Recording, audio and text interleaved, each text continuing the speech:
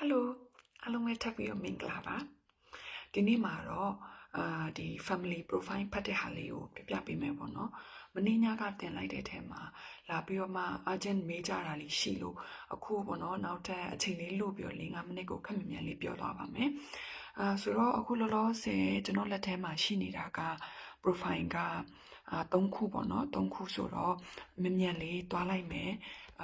ကလေးကလည်းအကြောင်းပြလာတာအချိန်ကပ်နေပြီမို့လို့လေနော်ပြီးတော့လာမေးထားတဲ့သူတွေလည်း idea ရပါအောင်လို့အမြန်urgent လေးလုပ်ပြီးလိုက်ချင်တယ်ပေါ့နော်ဆိုတော့အခု family number 1ပေါ့နော် number 1ကိုကျွန်တော်တို့ဖတ်ကြည့်ရအောင်ပေါ့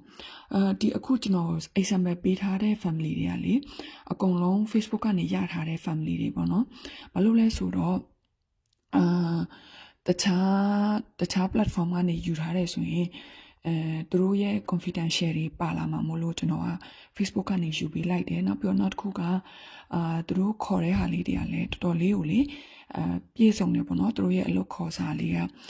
ဒီပထမဆုံးဟာဆိုရင်ကျွန်တော်တော်တော်လေးသဘောကျတယ်ဘာလို့လဲဆိုတော့သူကအသေးစိတ်လေးပြောထားတယ်သူပါလို့ချင်တယ်သူတို့ဘက်ကပါပေးနိုင်တယ်မနေ့ကကျွန်တော်ပြောတဲ့ communication ပေါ့နော်အရင်ကောင်းတဲ့အတွက်ဒါလေးကို example အနေနဲ့ကျွန်တော်ပြချင်တယ်ပေါ့နော်ဆိုတော့ကျွန်တော်လက်ထဲမှာခုလောလောဆယ်ကဒီ Munich ပေါ့နော် Munich မှာဒီဟိုလေဘောလုံးနာမည်ကြီးလေ Bayern Munich FC ဆိုMunich မှာအခုလာမဲ့4လပိုင်းထဲကိုလိုချင်တဲ့မိသားစုတစုရှိတယ်နောက်တစ်ခုကတော့ Geneva ကကြတော့ Switzerland မှာပေါ့နော် Switzerland မှာလိုချင်တဲ့မိသားစုတစ်ခုရှိတယ်နောက်တစ်ခုကကြတော့German နဲ့ပြင်သစ်အဆက်သူက Bremen နာမှာဂျာမန်နဲ့ပြင်သစ်အဆက်မိသားစုကလိုချင်တဲ့ဟာအဲ့လောလောဆယ်က3ခုပေါ့နော်ဒီနေ့အဲ့3ခုကိုမြန်လေး5မိနစ်လောက်ဖတ်ပြသွားမယ်ဆိုတော့ပထမမိသားစုဖြစ်တဲ့ဒီ Munich ပေါ့နော် Munich ကမိသားစုကသူကဘာပြောလဲဆိုတော့တဲ့သူကfemale of ကိုလိုချင်တယ်ပေါ့နော်ဘယ်ချိန်လောက်လိုချင်လဲဆိုတော့ April 2023လောက်လိုချင်တယ်တဲ့ဆိုတော့ကိုကတွက်ကြည့်လိုက်ပေါ့နော် April 2023မှာဒီတိုင်ရုံ appointment ရှိထားရင်တော့အဲ့လူတွေထွက်ကအရန်ကောင်းတယ်ဘယ်မှာနေရမလဲဆိုရင် Munich မှာနေရမယ်သူက single mom ပေါ့နော် single mom ကိုမှကလေးလေးကကလေးပေါက်စားလေးပေါ့နော် toddler girl ကလေး main ကလေးပဲဆိုတော့အမေတယောက်သမီးတယောက်ပေါ့နော်ဆိုတော့အဖေပါဝင်ဆို3ယောက်ပဲပါမယ်ဆိုအရင် simple ဖြစ်တယ်ပေါ့နော်ဒီမိသားစုလေးကတော့ကျွန်တော်ကတော့သူ့ကိုမမြင်ဘူးပြီမဲ့ကောင်းတဲ့ feeling လေးရနေရပေါ့နော်ဘာလို့ဆို member family member လည်းမများတဲ့အတွက်လေအဲ့တော့သူတို့ကဘာလို့ချင်လဲဆိုတော့တဲ့ပေါ့နော်before applying we are looking for a female ပေါ့နော် who is already in Germany တဲ့သူတို့လိုချင်တာကဂျာမနီရောက်ပြီးသားလူကိုသူလိုချင်တာကွာဒီလားဆိုတော့မြန်မာကနေဖြစ်ဖြစ်ဒူဘိုင်းကနေဖြစ်ဖြစ်လမ်းလျှောက်ဖို့ကတော့ခက်သွားလိမ့်မယ်။ဘာလို့ဆိုတော့ तू က already in Germany ဆိုတော့ကိုတက်ကဒါအဆင်မပြေဘူးပေါ့နော်။ဆိုတော့ဒီမိသားစုကတော့ရှောက်လို့ရမှာမဟုတ်ဘူး။ဒါပေမဲ့ဥပမာကျွန်တော်ပြမယ်ပေါ့နော်။ဖတ်ပြမယ်ပေါ့။တချို့ကတော့ဒီ already in Germany ကိုမခေါ်ဘဲနဲ့အဝေးကနေလမ်းခေါ်တဲ့လူတွေရှိရပေါ့နော်။အဲ့တော့ can communicate well in English ဆိုတာကအင်္ဂလိပ်စာ B2 C1 လောက်ရှင်းရတယ်။ဒီထိုင်းတို့ဒူဘိုင်းတို့စင်ကာပူတို့မလေးတို့မှာအလုပ်လုပ်နေတဲ့လူတွေဆိုရင်ဒီ level ကရတယ်စိတ်ပူစရာမလိုဘူးနောက်ပြီးတော့သူပြောထားတဲ့သူကလေးမိတ်ဆက်ပေါ့နော်ကလေးကတဲ့ကမလေးပေါ့နော်ဒေါ်တလာလေးပေါ့သူက sweet and smiley ဆိုပြောချင်တာကလေးကလူတွေနဲ့မစိမ်းဘူးပေါ့နော်ကျွန်တော်အခုရောက်တဲ့မိသားစုဆိုလည်းဆက်လာတော့ဆိုကလေးကရှက်တတ်တယ်အရင်ရှက်တတ်တယ်ကျွန်တော်နားမလာရဲဘူးပေါ့နော်သူ့ကိုစကားတော့ပြောတော့သူကမျက်နှာလေးကိုအုပ်ထားအဲ့လိုမျိုးနည်းနည်းလေးရှက်တတ်တယ်ကွာနောက်ကျရင်တော့လိုပေါ့နော်ခင်လာလိမ့်မယ်ဆိုတော့ကလေးကတော့ sweet ဖြစ်တယ်ပေါ့နော်သူဟာသူဒီအစားတောက်တွေပါတယ်လေဒါတွေဖြစ်နိုင်ရင်ကိုကတခါတည်းလေ့လာထားဘာလို့ဆိုတော့တချို့ကလေးတွေကထမင်းကျွေးရအရင်ခက်တယ်ကျွန်တော်အကြောင်းမလို့ကျွန်တော်ခုမိသားဆိုအရင်ကန်ကောင်းလဲဆိုတော့လေကလေးကကြီးလဲမများဘူးအလုပ်ကိစ္စဒီအင်ကိစ္စဆိုလဲသူကသူလုပ်တတ်တယ်အင်ကြီးဝစ်စားလဲတာစားတော့လုပ်တတ်တယ်ပေါ့နော်အဲ့တော့သူကတော့ကလေးကတော့တိတ်စကားမပြောတတ်တယ်တော့ကွာစကားတင်ပြီးဖို့ chance ပါနိုင်လောက်တယ်ဒီတယောက်ဆိုရင်ပြီးရင်သူကbilingualသူကအင်္ဂလိပ်နဲ့ဂျာမန်လိုပြောမယ်ပေါ့နော်ကလေးကနောက်ကကြတော့သူကလေးကသူ့ရဲ့အယုတ်တွေပါတယ်ကျွန်တော်တို့ တန်ရှင်းလုပ်တဲ့ခါတိန်းတဲ့ခါတော့လာကူပေးတယ်ပေါ့နော်ဒါကလေးအကြောင်းပေါ့နော်နောက်တစ်ခါကျတော့အမေအကြောင်းအမေကကျတော့ open minded ဖြစ်တယ်ဆိုတော့ကိုကကောင်းကောင်း communicate လုပ်လို့ရတယ်ပေါ့နော်အခုနောက်ပိုင်းကျွန်တော်တွေ့မိတဲ့မိသားစုတော်တော်များများကတော်တော်လေးကို open minded ဖြစ်တယ်ပညာရေးကြောင်းလို့ပြောလို့ရမယ်သူတို့ကနားလေတယ်ပေါ့နော်သူများကချာနေငါတို့ကချာနေမတူတဲ့အတွက်ငါတို့ဘာတွေမျှော်လင့်ထားမယ်ဆိုသူတို့မှာ open minded ဖြစ်ထားရင်တော့အရင်ကောင်းတယ်ကျွန်တော်အခုရောက်နေတဲ့မိသားစုဆိုရင်လည်း open minded အရင်ဖြစ်တော့အရင်ချစ်ဖို့ကောင်းတယ်ပေါ့နော်ပြီးတော့easy to talk and reasonable enjoy Asian food and try new dishes so သူက Asian food လို့ပြောကြတဲ့ကွာသူလိုချင်တဲ့လူကအာရှဆိုတာသိတာတယ်သိလားဘာလို့ဆိုကျွန်တော်တို့အာရှတွေကပညာရေးပိုင်းမှာမတော်ဘူးဒါပေမဲ့အလုပ်တဲ့နေရာမှာတည်တက်တယ်မခိုးဘူးပေါ့နော်ပြီးတော့မြန်တ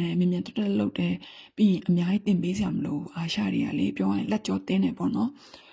တခြားနိုင်ငံကြီးတွေကလာတဲ့သူတွေထက်ဆိုင်အာရှကလူတွေကအဲ့နေရာမှာတပန်းတာတယ်ဒါပေမဲ့အင်္ဂလိပ်စကားပြောတဲ့နေရာတို့ဒီပညာရေးပိုင်းတို့ကြရင်တော့အရင်အားနေကြရပေါ့နော်အာရှအားလုံးတော့မဟုတ်ဘူးတော်တော်များများကအလူလေးတွေအတားချက်အားနေချက်အတီးတီးရှိရပေါ့ဒါပေမဲ့သူတို့ကဒီအမေကအဲ့လိုမျိုး mention ထားတယ်ဆိုရင်ပြောချင်တာသူကအာရှလူချင်တဲ့ပုံစံပေါက်တယ်ပေါ့နော်အဲဆိုရင်ကိုတက်ကအခွင့်အရေးကောင်းပဲပြီးတော့ကျွန်းအမေကဘာလုပ်လဲဆိုတော့နေပိုင်းမှာအလုပ်လုပ်တယ်အိမ်ကို9ခွဲ6နိုင်လောက်ပြန်ရောက်တယ်ဆိုတော့များတော့အဖြစ်ကဒီမှာကအလုပ်ချိန်တွေကမကြဘူးပေါ့နော်ညနေ6နိုင်လောက်ဆိုအိမ်ပြန်ရောက်တာများတယ်ဆိုတော့ကိုတိထားမှာကသူအိမ်မပြောက်ပြန်မရောက်ခင်ထိကိုကကလေးနဲ့နေရမှာဖြစ်တဲ့အတွက်အဲ့ဒါကိုကိုကတိထားမယ်ပေါ့နော်ဆိုတော့ဒါကအမေเจ้าနဲ့ကလေးเจ้าအဲ့တော့ကျွန်တော်ဒါဆိုရင်လေဒီအမေကိုကျွန်တော်ရွေးဖြစ်လောက်တယ်ဘာလို့ဆိုတော့သူကပြထားတယ်ပေါ့နော်သူရဲ့ routine လေးကဘယ်လိုဆိုရင်ကိုနဲ့ကြိုက်တယ်ကွာကိုအတီးကလောက်ရမယ့် main text လေးတွေပေါ့နော် main text ကဘာတွေလဲဆိုတော့သူကဒါရဲ့ sample ပဲသူပြထားကွာအဲ့တော့ကလေးကိုចောင်းကြိုပို့ပေါ့နော်သူတို့မူကြိုသူကကလေးတစ်နှစ်လောက်ကလေးကမူကြိုပို့တဲ့သူရှိရယ်ဆိုတော့သူဆိုလည်းမနေ့၈နိုင်ခွဲနေနေ့လည်း2နိုင်ခွဲဒီကလေးကမူကြိုចောင်းမှနေရယ်ပေါ့နော်ဆိုတော့ကိုကတောက်ပြီးတော့အကျိုးပို့မှတောင်မှသူက10မိနစ်လမ်းလျှောက်ရုံပဲဆိုတော့အရန်ကောင်းတယ်နှမွေးစပိန်စီးလို့ရတယ်ပေါ့နော်နောက်ပြီးတော့မှကလေးနဲ့စာအုပ်ဖတ်မယ်စော့ကစားမယ်အကားခုံမယ်အပြင်သွားပြီးတော့မှဒီကလေးကစားကွင်းမှာသူတို့လိုက်ဆော့မယ်ပေါ့နော်ဒီမှာကကလေးကစားကွင်းနေရလေဟိုကိုက်ဘလာလောက်လဲကိုက်100လောက်နော်ကိုက်100လောက်တော့မရှိတယ်အဲ့ကိုက်100တိုင်းမှာကလေးကစားကွင်းရရှိတော့အရန်ဆော့လို့အဆင်ပြေပေါ့နော်ဆိုတော့သူတို့ကလေးတွေကိုလည်းသူတို့အပြင်မှာဆော့စီခြင်းတယ်ပြီးတော့အဲ့ကစားကွင်းရလည်း free ဆိုတော့အချိန်တိုင်းတွားလို့ရတယ်ပေါ့နော်ပြီးတော့help the child learn and develop ဆိုတော့ကလေးကိုစကားလေးတွေတင်ပေးမယ်ပေါ့နော်eat food ပေါ့နော်အဲ့လိုမျိုး clean အဲ့လိုစကလုံးလေးတွေကိုမြန်မာမှာဆိုရင်လည်းမမေဖေအဲ့လိုမျိုးတင်လို့မျိုးကိုလည်းဒါလေးတွေကတော့ normal ပဲပေါ့နော်တင်ပေးပေါ့နောက်တစ်ခါကျတော့အဓိကသူတို့ကိုညနေစာ6နာရီလောက်ညနေ6နာရီလောက်မှာညနေစာချက်ကျွေးဖို့လုပ်မယ်ပေါ့နော်နောက်ပြီးတော့ like household tax ဆိုတာကအဝတ်လျှော့တာတို့ဖုံဆုပ်ပေးတာတို့နော်dish washer လည်းဘာမှမကတ်ဘူးပါဆိုဒီမှာအကောင်လုံးဆက်သုံးလဲဆိုတော့ပကံတွေကိုအကောင်လုံးဆက်တဲ့ထည့်လိုက်ရင်အားလုံးပြီးတယ်ပြီးတော့keep things organized ပေါ့နော်ပြီးတော့ကျန်တိုက်တာတို့ဒီခက်တာလေးနည်းနည်းလေးဒီနာလေးတုပ်ပေးတာတို့ပေါ့နော်အဲ့ဒါလေးလုပ်ပေးဖို့လိုတယ်ပေါ့ဆိုတော့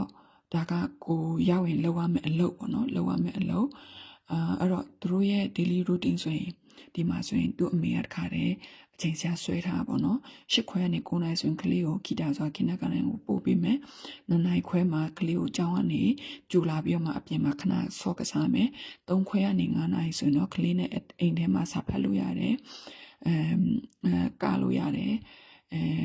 သူတို့ပေါ့နော်ဆော့တူဆော့လို့ရတယ်ပေါ့ indoor activity ပေါ့နော် outdoor မဟုတ်တော့ဘဲနဲ့ညနေ9နိုင်ကျရင်တော့ကိုကညစာချက်ထားမယ်6နိုင်တူအိမ်ပြန်ရောက်ရင်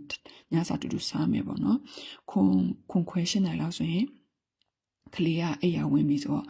အမေကိုလက်လွဲလိုက်ရုံပဲကိုလှုပ်ရှားမလို့ပေါ့နော်တကယ်လို့ကလေးကဖျားတဲ့ချိန်ကျရင်တော့ပေါ့နော်ကိုကဘာလုပ်ရမလဲဆိုရင်မနက်စာကို 8နိုင်မှပြင်ပေးရမယ်9ခွဲကျရင်သူကမနက်စာနောက်တစ်ခေါက်ထပ်စားတယ်ပေါ့နော်ပြီးနေ့လယ်7နိုင်လောက်ကျရင်နေ့လယ်စာကျွေးသူ12နာရီ2နာရီထိအိတ်ခိုင်းပြီးတခြား indoor activity လေးတွေပေါ့နော် indoor activity ဆိုခုနပြောလို့ပေါ့ကလေးနဲ့တူတူဆော့တာစာအုပ်ဖတ်တာအယုတ်ဆော့တာအဲ့လိုမျိုးတွေလုပ်လို့ရတယ်ပေါ့နော်ဆိုတော့ဒါကသူတို့ရဲ့ example အချိန်စရာလေးပေါ့နော်ဥပမာအချိန်စရာ sample အချိန်စရာလေးပေါ့အဲ့တော့သူတို့အိမ်ကိုရောက်သွားရင်ကျတော့ကိုကဘာရမလဲဆိုရင် private bedroom ပေါ့နော်သူတို့ကapartment မှာနေရဆိုတော့ပြောချင်တာကသူများတွေနဲ့ပေါ့နော်ဘယ်လိုပြောမလဲ apartment ဆိုဘယ်လိုပြောမလဲဆိုရင်ကရန်ကုန်မှာလိုမျိုးတိုက်ခန်းအဲ့လိုမျိုးနေတာ apartment လို့ခေါ်ကွာကျွန်တော်တို့ကကြတော့ house လို့ခေါ်တယ်ပါဆိုတအိမ်ကိုလုံးချင်းအဲ့လိုမျိုးနေရလေသူကကြတော့လုံးချင်းမဟုတ်ပဲねတိုက်ခန်းပေါ့နော်တိုက်ခန်းမှာနေရဖြစ်တယ်ပြီးတော့ကိုပိုင် bedroom တစ်ခုကိုပေးမယ်ပေါ့နော်အိတ်ခန်းပေးမယ်တိုင်လက်က2ခုရှိရယ်ရေချိုးကတော့တစ်ခုတည်းပဲမိဖို့ကြောင့်တစ်ခုရှိမယ် wifi မရှိဘူးသူ့အမေကသူ့ hotspot ပေးမယ်ပေါ့နော်ဒီ wifi hotspot ပေးမယ်TV ရှိမယ်ပြီးရင်ယထာပူရာယုံက10မိနစ်15မိနစ်ဆိုရောက်တယ်ပြီးတော့သူတို့ရဲ့ဈေးဝယ်ဆန္ဒပေါ့နော်ဆူမာတို့ Kaufland တို့ဆိုဈေးဝယ်ဆန္ဒနီးနားလေးအဲ့တော့ကိုကဘာရမလဲဆိုရင်လာစဉ် pocket money လို့ခေါ်တဲ့ပတ်စံကလာစားပေါ့နော်က980ယူရိုရမယ်ပြီးတော့ယထာ Deutschland ticket ဆိုယထာ ticket ကိုပြောပါပေါ့နော်ယထာလက်မှတ်လာစဉ်ရမယ်ပြီး insurance ရှိမယ်တင်နန်းတက်ဖို့အတွက်ဒါကို language course အတွက်တော့လေတင်နန်းကြီးသူတို့ပေးမယ်ပြီးပတ်စင်စနေတင်လို့ဆိုပိတ်မယ်ပေါ့နော်ဆိုတော့သူတို့လိုချင်တာကဒီရင်ချက်တဲ့မနော်တာဝန်ယူတတ်တဲ့အမျိုးသမီးဆိုအကြောင်းမလို့အာရှသားတွေကိုလိုချင်တယ်ဆိုအဲ့ဒါပြောတာပေါ့နော်ပြီးအင်္ဂလိပ်လိုပြောနိုင်တဲ့သူပြီးကလေးတွေနဲ့စကားပြောနိုင်တဲ့သူဂျာမနီမှာရှိနေတဲ့သူတို့ကလိုချင်တယ်ပေါ့နော်ဆိုတော့တကယ်လို့ဟောဖြစ်တဲ့ဆိုရင်ဒီဟာလေးသူဆက်တွေ့ပါပေါ့ဆိုတော့လောလောအခု family ဟာရောက်လာတော့လေကျွန်တော်လောလောဆယ်ဒီလောက်နဲ့ပဲပြီးလိုက်မယ်ပေါ့နော်နောက်ကျန်တဲ့မိသားစုတွေနောက်နေ့ကျွန်တော်တို့ဆက်ပြောကြမယ်နော်ဆိုတော့အားလုံးပဲ bye bye